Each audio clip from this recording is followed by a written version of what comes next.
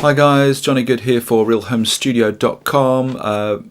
Please support this channel by subscribing up here on YouTube. You can also subscribe over at realhomestudio.com where you get a lot more blog information that supports these videos. Never miss a blog, and you also receive my free ebook, The Virtual Console. Today I'm looking at the WPM200 UHF wireless monitor system, which is available under the brand name of Gear for Music or Takstar, both around £60–65, which is a crazy price, I'm sure you'll agree, for a wireless in-ear monitoring system for stage, or if you'd like to for the studio. Okay, so just having a look at the unit, my first impressions were it kind of feels quite a lot like it came out of a cracker. It feels like it's been made quickly and cheaply in a Chinese factory, which is no surprise because it has.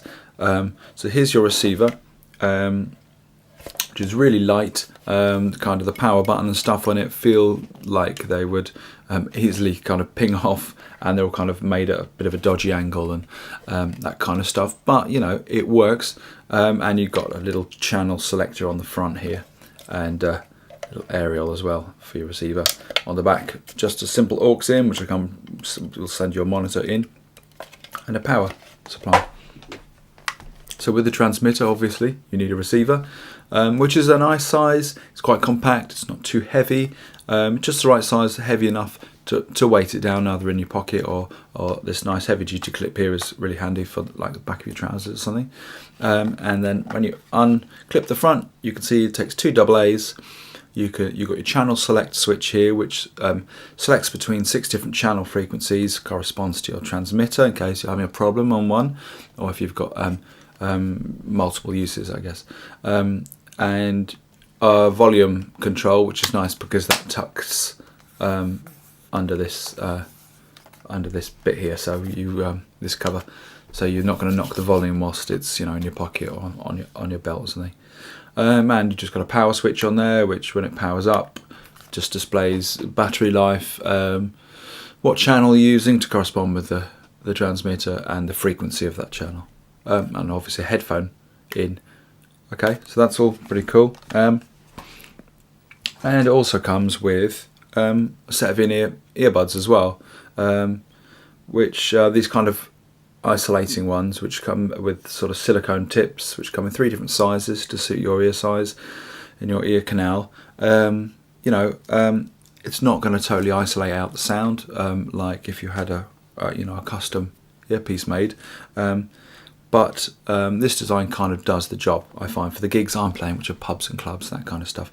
So these are really dirt cheap earpieces, so the kind of the best thing you can next do is then to purchase maybe slightly better earbuds, but still go for this design. I probably wouldn't recommend you using something like the Apple earbuds, which will have a lot of bleed to them. You still want to get something that's quite isolates the sound out, and what I went for was these very cheap set of KZ-ATEs.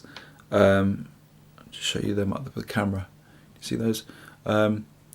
Which are around £10 to £15, get fantastic reviews online, and these are great. They also come with foam ins, which are a bit better at isolating and fitting in the ear canal, and they also have these weights in them which clip around the ear, and so when you're using them they're a bit more solid in your ear, which when you're on stage you kind of don't want them popping out, that kind of thing, popping out your ears. So they sound an awful lot better as well, and they've got quite a nice heavy duty cabling on them. So that's the KZ-ATEs, so I would recommend getting something like that to sort of go alongside them, just upgrade your headphones a bit. But overall, my experience with them when I tried them on stage last week was that the whole system worked. In fact, it worked flawlessly. There were no dropouts. I could hear myself well. My desk doesn't have a mixable monitor, mixable monitor send, so I kind of, what is going out front of house is what I get in the monitor, but that was fine because what's going through the desk was mostly vocals, bit of guitar, bit of piano, and because of that I prefer to use just one earpiece in, and because the band's to my right hand side, then just getting some stage sound as well from my right ear, and that actually worked quite well for me. You might prefer to have be more isolated and use both headphones. You might have more monitoring options. But overall, the actual performance of what this thing is meant to do, which is to send a signal from the desk, as I say, worked flawlessly. Just using the first channel, it worked absolutely great. Like I say, it's not the sort of thing you'd want to drop or drop anything on, because it will break. But for what it is, for the price, I strongly recommend. If you're a guy like me that maybe goes to pubs and clubs, plays at weddings and events, nothing, you haven't got a huge, massive setup, in which case I probably think if you wanted something a bit more serious, you want to spend a bit more money, but maybe to introduce you to in-ear monitoring and see how you get on with it, I think this thing is an excellent buy. In the future, I would look at getting something a bit more serious, but really until that lets me down, I've not got any reason to, because I did a great job at the gig last week. So that is a thumbs up for the Gear for Music WPM 200.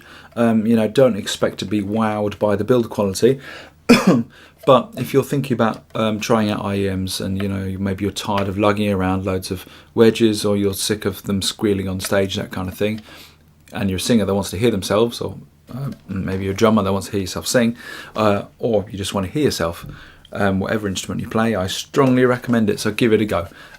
If you want more information about my experience with them, then head over to realhomestudio.com, where I'll be writing a bit more on the blog about my experience using IEMs for the first time. Johnny Good for realhomestudio.com. As I said at the start, please subscribe up here or subscribe up to realhomestudio.com for more. Have yourself a great day.